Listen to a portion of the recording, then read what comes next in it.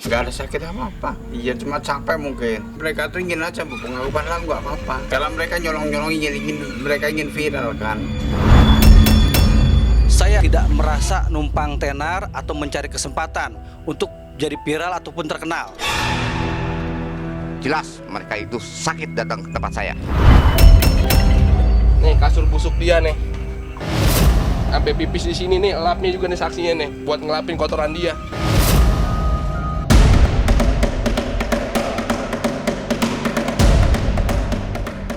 Ki Joko Bodo kembali menjadi perbincangan. Setelah mematik perdebatan sengit dengan Haji Rosid yang telah merawatnya hingga sembuh. Pangkal persoalan berasal dari ucapan Ki Joko Bodo bahwa dirinya tidak sakit saat datang ke Padepokan Nur Laduni milik Haji Rosid.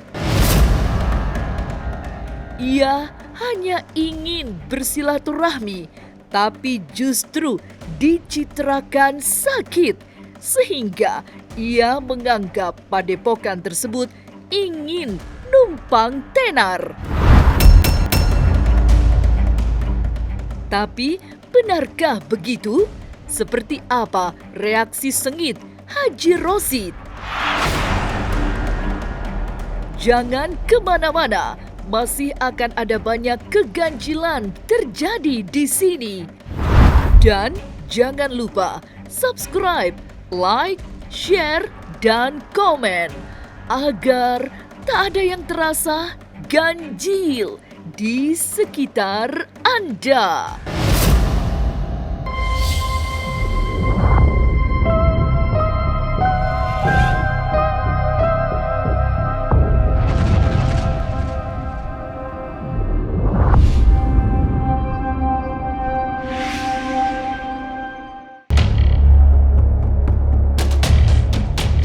Padepokan Nur Laduni di Bojonggede, Bogor sedang gerah hari-hari ini karena mendengar pengakuan Ki Joko Bodo tentang kondisi kesehatannya beberapa waktu lalu. Saat itu memang heboh beredarnya video Ki Joko Bodo dibopong karena tidak bisa jalan. Lalu ia datang berobat pada Haji Rosid dan sembuh. Dia mengatakan bahkan dia datangnya ke Padepokan bukan dalam keadaan sakit. Tapi toh ternyata saya tidak merekayasa, mereka betul-betul dengan keadaan sakit yang begitu parah, tidak buat jalan. Nggak ada sakit apa-apa. Iya cuma capek mungkin. Mereka tuh ingin aja pengakuan lah, nggak apa-apa. Yang sakitnya amat parah, yang sehingganya saya tidak mengundang mereka, mereka datang dengan keluarganya yang di Padepokan, sehingga saya dengan izin Allah merawat mereka. Alhamdulillah dengan izin Allah, mereka dalam waktu 2 hari sudah bisa melangkahkan kakinya dan sudah bisa menjalankan sholat. Tapi itu ternyata dia di entertain, dia bicara, dia hanya silaturahmi, dia merasa dirinya tidak sakit. Dia merasa dirinya tidak sakit. Merasa ada fakta yang diingkari dan diputarбalikan, Haji Rosid tidak terima. Saya tidak suka. Mereka memang saya tahu orang hebat, ya nggak? Diketahui orang sedunia. Joko Bodo itu orang hebat. Sebetulnya ya nggak, saya kalau memang dia ingin kembali lagi seperti biasa, tolong ya nggak, dengan ada basa-basi kepada saya tidak akan minta biaya kok. Mereka berobat dengan saya, apakah dia mengeluarkan uang? Tidak. Saya dengan izin Allah, dengan ridho Allah, saya obatin, saya rawatin.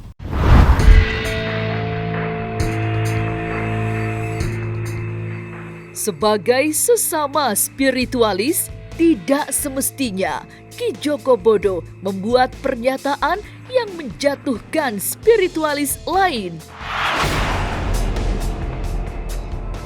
Itu persepsi yang dibangun Haji Rosid, padahal yang dilakukan kepada Ki Jogobodo berdasarkan ketulusan ingin membantu.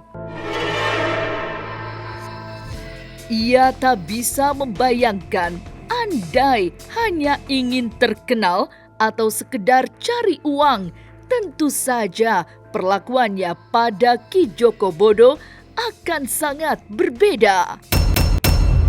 Kalau seandainya kata orang yang setengah, ya enggak, kemauannya itu tidak akan mau. Buang airnya juga di situ, ya enggak, perawatannya lebih dari merawati bayi saya. Coba kurang bagaimana? Seharusnya keluarganya itu lihatlah dengan dua mata. Ya enggak, saya merawat Jogobodo kayak apa, bagaimana. Saya mohon kepada Allah agar Jogobodo itu supaya sembuh. Saya tidak mengharapkan imbalan. Seperak pun saya tidak mengharapkan imbalan kepada dia. Kok kenapa sekarang dia bisa bicara? Kalaupun dia mau naik kembali, silakan saja. Hak mereka kok. Memang mereka orang kondang kok. Artis kondang. Lantas, benarkah Padepokan Nur Laduni sekedar ingin numpang tenar nama besar Ki Jogobodo? Jangan kemana-mana, tetap subscribe, like, share, dan komen agar tak ada yang terasa ganjil di sekitar Anda.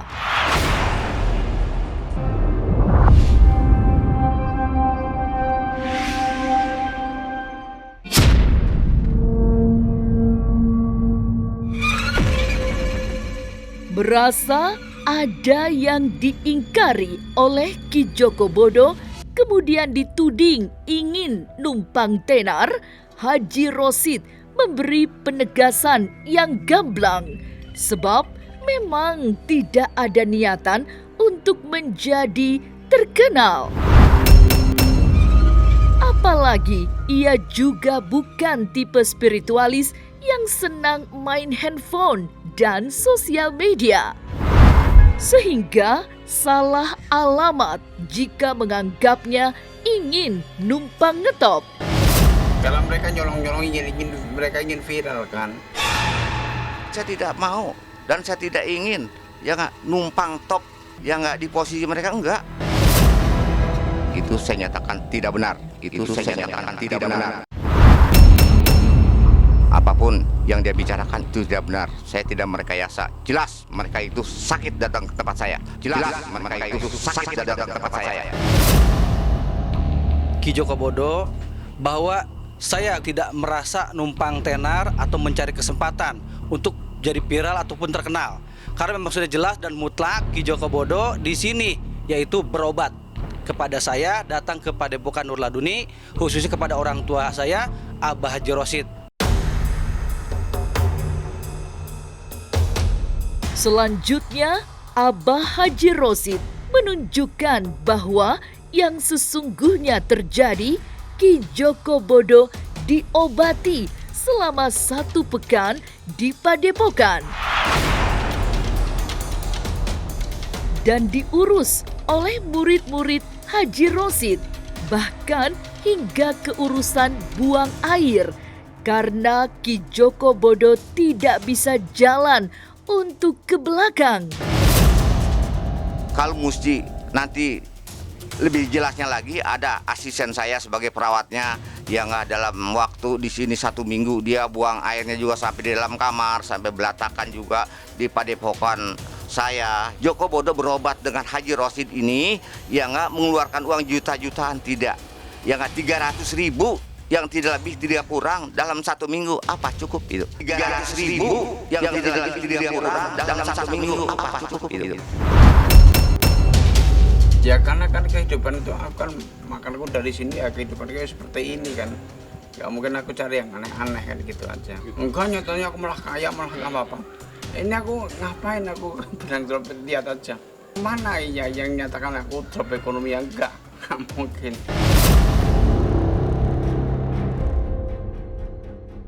Kesaksian diberikan oleh Kang Tatu, murid Haji Rosid yang selama ini dipercaya mengurus langsung perawatan Ki Jogobodo. Tatu bahkan diajak oleh istri Ki Joko Bodo untuk ikut ke rumah mereka agar bisa terus merawat paranormal kondang itu. Yang selama ini yang diucapkan dia, yang dikata-kata dia itu tidak benar semua. Selama ini saya yang ngurusin dari kotorannya, dari makannya, dan nyuci bajunya.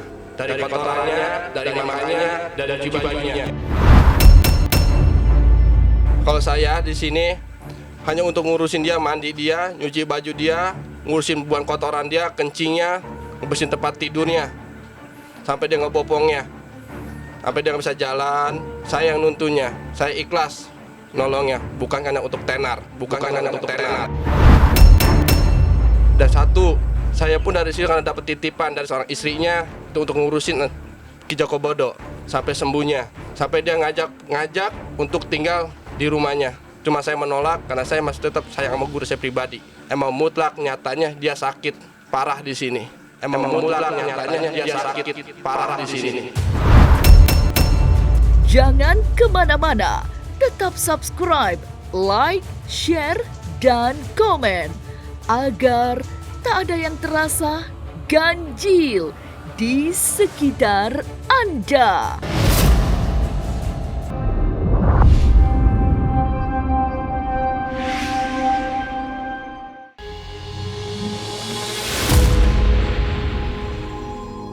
Sebagai orang yang selama 1 pekan merawat Ki Joko Bodo, Kang Tatu tahu bahwa semua kebutuhan sang paranormal sangat diperhatikan. Apalagi di saat Ki Joko Bodo benar-benar tidak bisa jalan, sehingga semua urusan mulai dari makan hingga mandi dibantu orang lain. Ia nyaris tidak pernah tidur selama seminggu karena ingin memastikan Ki Joko Bodo tidak kerepotan jika memerlukan bantuannya. Kang Tatu kemudian menunjukkan kamar bekas perawatan Ki Joko Bodo, termasuk kasur yang ditinggal di tempat itu. Di sini permisa tempatnya Ki Joko Bodo yang saya rawat, ya, sampai tungannya, sampai buang air besarnya pun di sini semua, ya. Nih barang saksi dia, nih kasur busuk dia nih, sampai nih kotorannya dari sini sampai keluar. Saya nggak bohong di sini, sampai pipis di sini nih, lapnya juga nih saksinya nih, buat ngelapin kotoran dia. Lapnya juga nih saksinya nih, buat ngelapin kotoran dia. Ya, saya pertama datang ke sana sama guru saya, itu Ki Ajik Al-Batani. Hitungannya saya pun pertama diam ya, di saung dia diam, nggak tahu bakalnya kayak gitu kan, nggak tahu, nggak ada musibah, saya nggak tahu. Cuma saya dipanggil sama Bang Sareal untuk itu ngebopong dia. Kirain dia deket, ternyata yang empat tantenya itu ya saya sendiri yang ngebopongnya. Emang parah, kaki pada bengkak, udah pakai bengkak semua. Hitungannya udah parah lah hitungannya. Malam minta om pengen pipis, om pembuang air, saya bopong. Jam 2, jam 3 pun saya belayanin. Sampai nggak beres saya tidak tidur siang dan malam. Sampai nggak beres saya tidak tidur siang dan malam. Selain Kang Tatu, ada Kang Doni yang juga merawat Ki Joko Bodo. Seperti Tatu, Doni termasuk murid Haji Rosid yang dipercaya mengurusi kebutuhan Ki Joko Bodo selama berada di Padepokan Nur Laduni. Jadi, Doni paham bahwa Abah Haji Rosid membantu penyembuhan Ki Joko Bodo dengan kesungguhan, bukan ingin mencari ketenaran. Tidak peduli meski Ki Joko Bodo hanya membawa 2 karung beras dan uang Rp300.000. Iya, kami sini ya gimana kurang baiknya Kang gitu ya. Datang ke sini nggak bawa apa-apa Kang.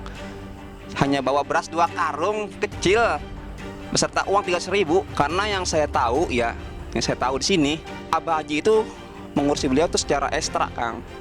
Dari mulai makannya, dari mulai pengobatannya, sampai tidurnya pun diperhatikan sama Mbak Haji. Ya dari mulai nggak bisa jalan Kang, nggak bisa jalan, sampai merangkang, sampai ya merangkang sampai buang air besar di tempat Kang, di kasur. Iya, yang ngurus ya saya dan saudara Tutu. Ya bukan dibersihkan lagi Kang. Kita kayak ngurus orok, gimana sih ngurus orok? Kita kayak ngurus orok, gimana sih ngurus orok?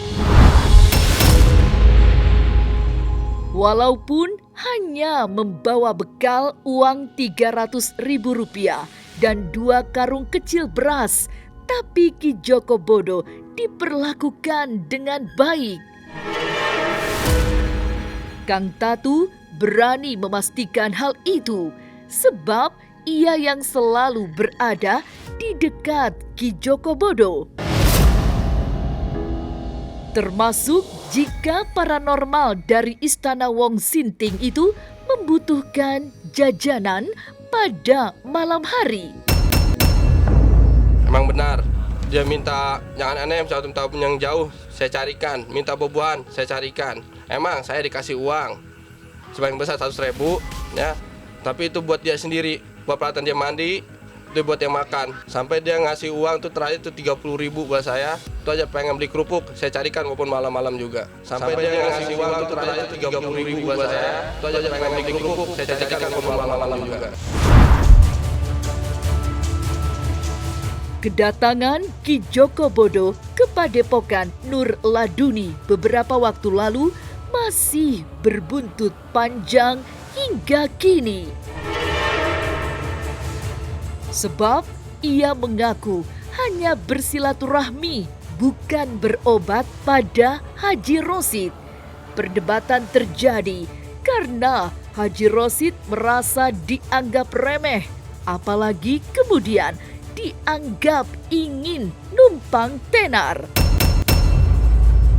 Tapi terlepas dari siapa yang sedang berdusta, semogalah islah bisa terjadi di antara dua spiritualis ini.